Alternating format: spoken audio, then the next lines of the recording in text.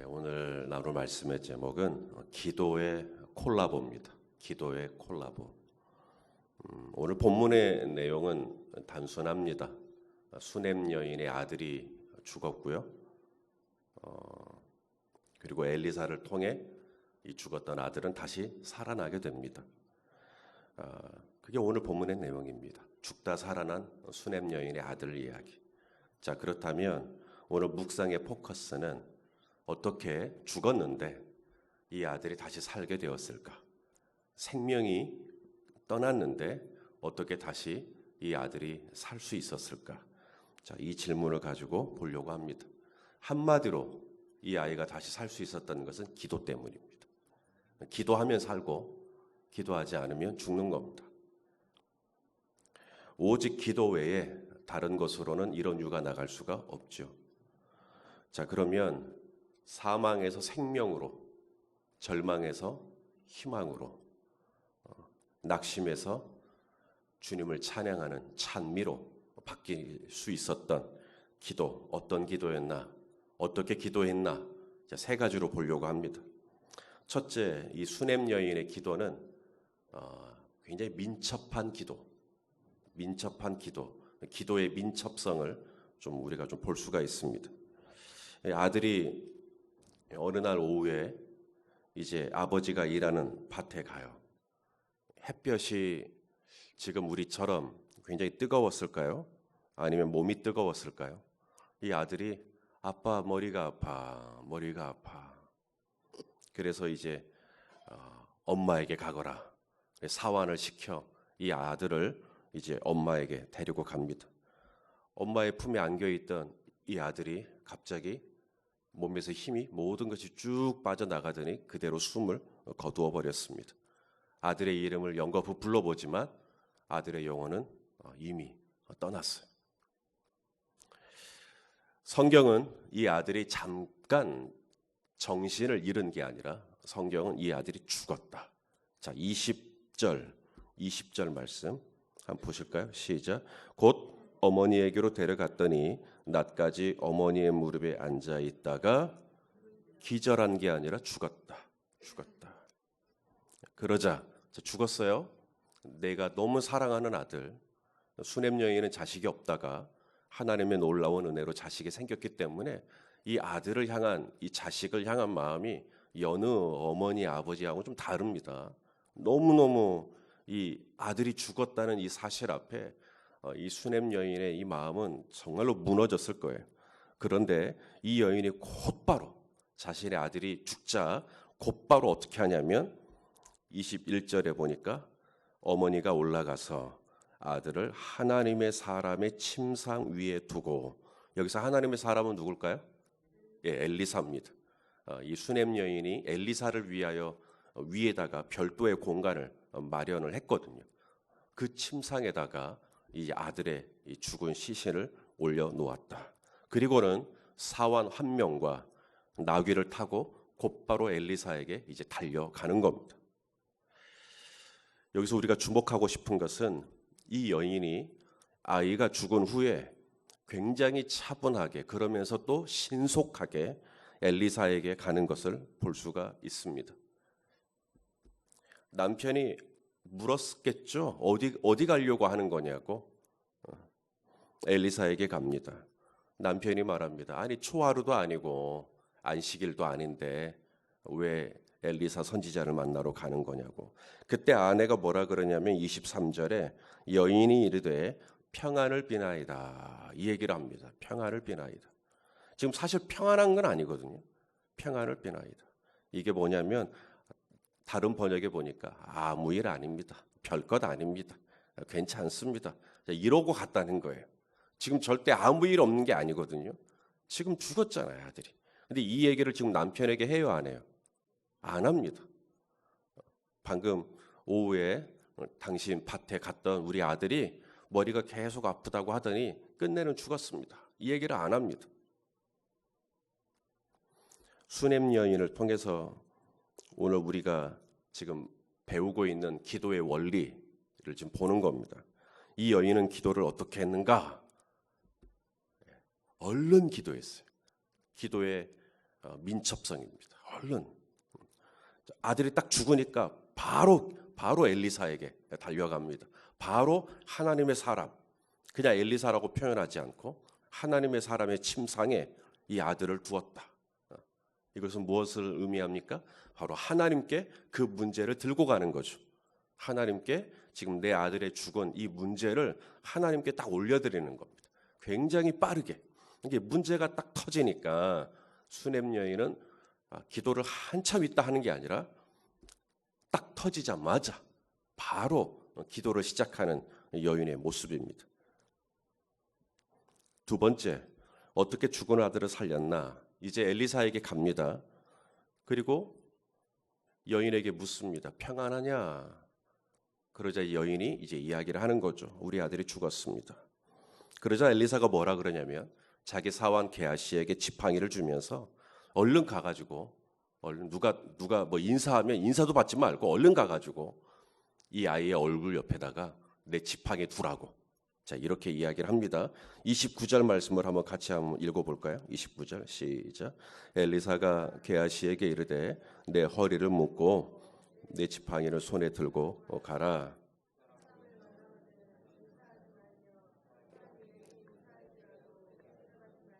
내 지팡이를 그 아이 얼굴에 놓으라 하는지라.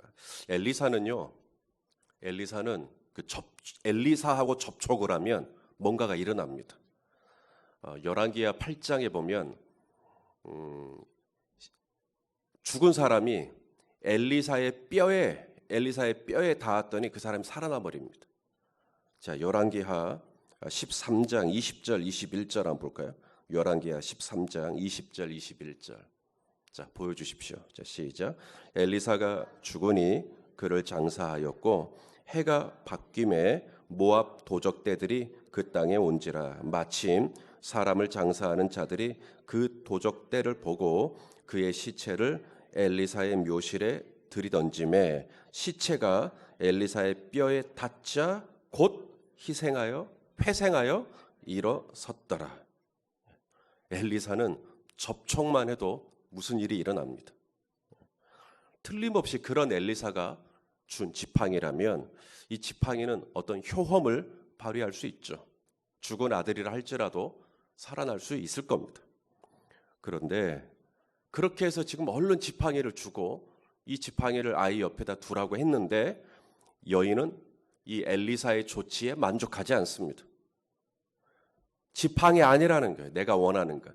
지팡이가 아니고 엘리사 당신이 나랑 같이 갔으면 좋겠다. 자, 우리 30절도 한번 같이 읽겠습니다. 시작.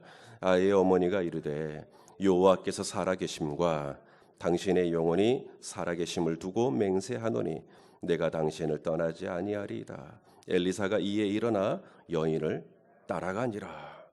만일에 엘리사가 말한 대로 지팡이만 가지고 갔다면, 그래서 지팡이만 이 아이의 얼굴 옆에 뒀다면 어떻게 됐을까요? 자, 엘리사가 이제 여인하고 같이 가죠. 엘리사가 여인과 같이 가는데 이때 게하시가 먼저 갑니다. 달려갔겠죠. 그리고 이 아이 옆에 지팡이를 뒀더니 아이가 살아났습니까? 살아나지 않았어요. 자, 31절에 보니까 게하시가 그들보다 앞서가서 지팡이를 그 아이 얼굴에 놓았으나 소리도 없고 듣지도 아니하는지라. 돌아와서 엘리사를 맞아 그에게 말하여 아이가 깨지 아니하였다 하니라. 큰일 날 뻔했어요. 엘리사가 준 지팡이만 믿고 갔다가는 낭패를 볼 뻔했습니다. 엘리사의 침상에 이 아이의 시신을 올려놓은 거로 만족했더라면 큰일 날 뻔했어요. 사망을 생명으로 바꾸는 것, 그것은 침상도 아니었고 지팡이도 아니었고 엘리사가 직접 오는 것이었습니다. 엘리사가 직접 오지 않으면 이 문제는 해결 안 되는 거예요. 침상과의 접촉도 나름 의미가 있고 엘리사의 지팡이와 접촉하는 것도 나름 의미가 있겠지만 정말 이 죽어버린 내 아들을 다시 살려내는 궁극적인 힘은 바로 이 엘리사, 하나님의 사람 엘리사가 직접 와서 엘리사의 몸이 이 아이의 몸과 접촉을 해야 돼요. 침상과 접촉하고 지팡이와 접촉하는 수준이 아니라 엘리사가 직접 와서 해야 하는 것입니다. 여러분, 기도를 할 때 어떻게 해야 하는가? 먼저는 민첩하게 하셔야 돼요. 문제가 딱 터졌다, 바로 하셔야 됩니다. 나중에 하는 게 아니라 내가 한번 할 것 다 해보고 안 되니까 기도하는 게 아니라 바로 기도를 시작하는 겁니다. 그 다음 두 번째, 우리가 기도할 때 어떻게 해야 되는가? 엘리사의 침상이나 엘리사의 지팡이로 만족하면 안 돼요. 우리는 침상과 지팡이를 구할 게 아니라 누구를 구해야 돼요? 하나님의 사람, 엘리사를 구해야 합니다. 자, 베데스다 연못 아시죠? 요한복음 5장에 이 베데스다 연못에 38년 된 병자가 있습니다. 이 38년 된 병자의 가장 큰 불행은 뭘까요? 천사가 이 연못에 물을 동할 때 자기를 못에 넣어줄 사람이 없다는 것이 가장 큰 불행일까요? 자, 예수님이 오셔서 질문합니다. 내가 너에게 무엇을 해줄까? 그러자 병자가 뭐라 그래요? 나를 좀 물에 좀 넣어달라는 거예요. 이 물이 부글부글 끓을 때 자기를 좀 넣어달라는 거예요. 예수님께 뭘 구합니까? 이 연못을 구하는 거예요. 저 연못 주세요. 저 침상 좀 주세요. 저 지팡이 좀 주세요. 지금 이 얘기입니다. 지금 만유의 주, 여호와 라파, 치료의 주, 어떤 질병이라도 어떤 질고라도 나를 깨끗하게 하실 수 있는 분이 지금 내 앞에서 내가 너에게 뭘 해줄까? 라고 묻고 있는데 나는 무엇을 구하고 있냐면 저 침상 좀 주세요. 지팡이 좀 주세요. 저 연못에 좀 넣어주세요. 이걸 구하고 있는 겁니다. 무의미한 건 아니에요. 당신에게 침상이 있거나 엘리사의 침상이 있거나 엘리사의 지팡이가 있거나 사도 바울의 손수건만 덮여도 병자가 나았으니까 나에게 그런 손수건이 있다면 나름 의미가 있을 거예요. 그런데 오늘 이 수냄 여인을 통해서 이 아침에 저와 여러분에게 가르쳐 주시는 기도의 중요한 원리가 있습니다. 침상도 지팡이도 연못도 손수건도 아닌 우리가 진짜 구해야 할 것은 뭔가 하나님을 구해야 돼요. 하나님. 시편 39편 7절 말씀 같이 보겠습니다. 시편 39편 7절. 자, 같이 보시죠. 시작. 주여, 이제 내가 무엇을 바라리요? 나의 소망은 침상입니다. 나의 소망은 지팡입니다. 주여, 저에게도 이 바울의 손수건을 좀 주십시오. 주여, 저에게도 이 연못에 넣어줄 사람 좀 보내주십시오. 아니, 지금 주님을 구해야죠. 하나님을 구해야죠. 오늘 이 수냄 여인은 게하시를 통해 지팡이를 주겠다는 엘리사의 이 조치에 만족하지 않습니다. 주여, 저는 지팡이를 구한 게 아닙니다. 그럼 뭘 원하느냐? 전 주님을 원합니다. 나의 소망은 주님이십니다. 주님이 오셔야 되겠습니다. 이것이 이 아이를 살리는 겁니다. 자, 마지막. 이제 이 죽은 아들을 어떻게 살아났는가? 이제는 엘리사를 보려고 합니다. 엘리사가 방에 들어가 보니까 전에 자신이 썼던 침상 위에 이 여인의 아들이 누워 있습니다. 엘리사가 어떻게 하죠? 자신의 몸을 이 아이의 몸에 포갭니다. 자신의 입은 아이의 입에, 자신의 눈은 아이의 눈에, 그리고 자기 손도 아이의 손에 이렇게 딱 두고 기도하는 거예요. 그러자 어떻게 됐다 그랬죠? 아들이 바로 벌떡 살아난 게 아닙니다. 벌떡 마치 기다렸다는 듯이 살아난 게 아니라 성경에 보니까 뭐라고 그래요? 차차. 맞아요? 차차. 예, 34절. 자, 같이 한번 보실까요? 34절 시작. 아이 위에 올라 엎드려 자기 입을 그의 입에, 자기 눈을 그의 눈에, 자기 손을 그의 손에 대고 그의 몸에 엎드리니 아이의 살이 차차. 다른 표현으로는 서서히. 맞아요? 차차. 서서히. 여러분, 바로 이거예요. 바로 이거. 이 차차. 이게 이걸 민감한 사람만 알아요. 이건 차차. 지금 차차라는 말은 둔한 사람은 지금 아이가 이제 완전히 죽었구나. 이제 둔한 사람은 그렇게 되는 거고요. 민감한 사람은 아니야. 지금 0.00001도가 달라졌어. 뭔가가 약간 달라졌어. 이걸 알아차리는 거예요. 그럼 누가 이걸 알아차리느냐? 기도하는 사람만 알아차려요. 기도하는 사람만. 기도를 하지 않으면 이 0.00001도가 바뀐 걸 몰라요. 기도를 안 했으니까. 근데 이렇게 밖에서 이렇게 자꾸 이렇게 뭘 이렇게 기다리는 거예요. 우리 홍주진 준사가 올 때가 됐는데, 그러다가 저기 골목 끝에 비슷비슷하게 생긴 홍준사가 걸어오는 거예요. 정말 이 개미만한 크기예요. 그런데 기다리는 저의 눈에는 그게 보일까요, 안 보일까요? 보이죠. 하지만 여러분은 홍주진 준사를 안 기다렸기 때문에 홍주진 준사가 나타나도 뭐 돼? 이럴 수 있어요. 근데 저는 기다렸던 사람이기 때문에 차차 여기에 뭐가 달라졌구나.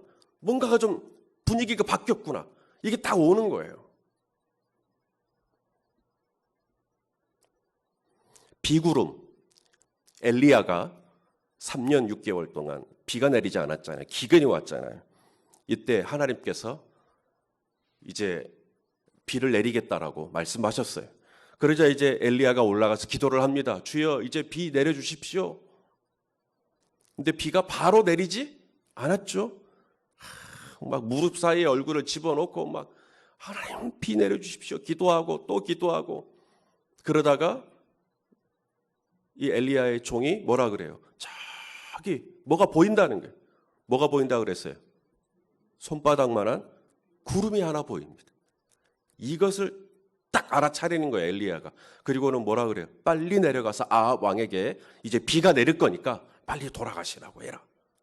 아직 손바닥만한, 정말 남들이 보면 아무것도 아닌, 하지만 기도하는 사람은 그 손바닥만한 일인데 차차 0.001도인데 민감하게 알아차리는 거.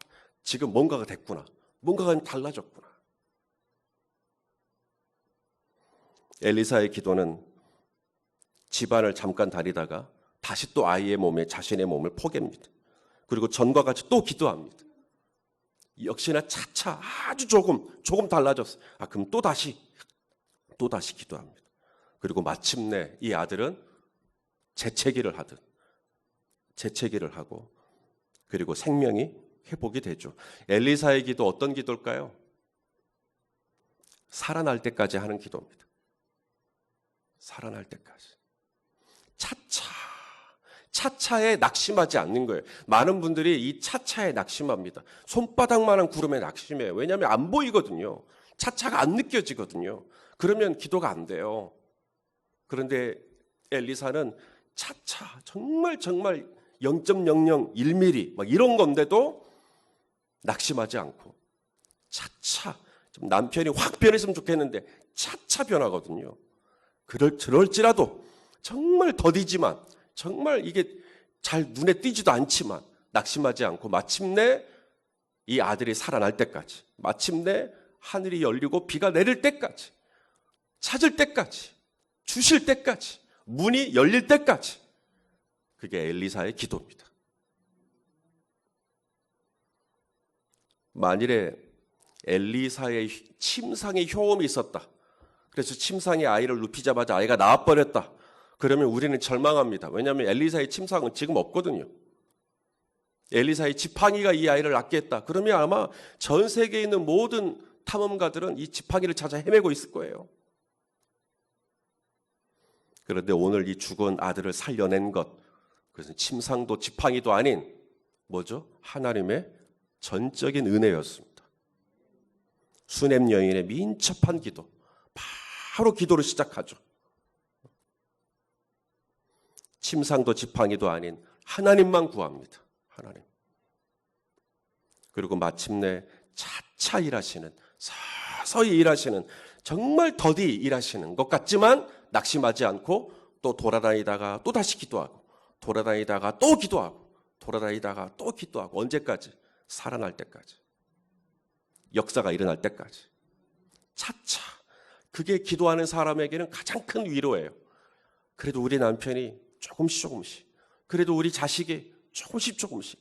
기도하는 사람은 그 차차에 민감하게 위로를 받고 또 기도하고, 손바닥만한 거지만 낙심하지 않고 또 기도하고. 그랬을 때 하나님께서 이 수냄 여인의 민첩함, 수냄 여인의 하나님만 바라보는 기도, 그리고 엘리사의 응답이 될 때까지의 기도, 이게 짬뽕이 되는 거예요. 이게 연합이 되는 거예요. 이게 콜라보레이션입니다.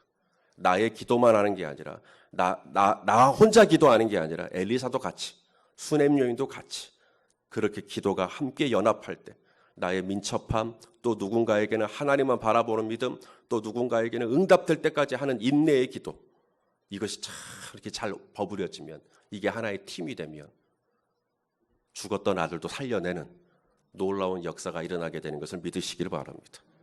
우리가 이 새벽에 해야 되는 일이 바로 이 기도의 콜라보 아니겠어요? 우리 목장 식구를 위해서 내가 기도해주고, 침상을 들고 왔던 4명의 친구 기억하시죠? 침상을 끌고 이 중풍이 걸린 친구를 이 4명이 데리고 왔는데 예수님께 갈 수가 없으니까 지붕을 뚫고 예수님께 달아내려 버리잖아요. 그때 예수님께서 뭐라 그래요? 저 희의 믿음을 보고 그 사람을 살려주시잖아요. 바로 이 우리가 함께 연합해서, 함께 정말 겨자씨일 만한 믿음이지만 믿음으로 하나님 앞에 나아갈 때, 오늘 이 여인이 뭐라 그래요? 엘리사가 평안하냐? 그러니까 여인이 안 편합니다, 이게 아니라 평안합니다라고 말하죠. 믿음으로 구하고 있는 거예요. 그랬을 때 하나님께서 마침내 이 여인의 믿음의 간구를 들으시고 죽었던 아들도 다시 살아나는 놀라운 은혜를 베풀어 주신 줄로 믿습니다. 우리 서로 연합해서 기도하는 거예요. 함께 예수님의 이름으로 기도하는 거예요. 함께 교회의 이름으로 기도하는 거예요. 그랬을 때 우리가 서로 이렇게 기도로 연합할 때 놀라운 하나님의 역사, 하나님 나라가 우리 가운데 이루어질 것을 믿습니다. 우리도 기도의 능력, 기도의 영광을 경험하는 귀하고 복된 하루가 되시기를 예수님의 이름으로 축원합니다.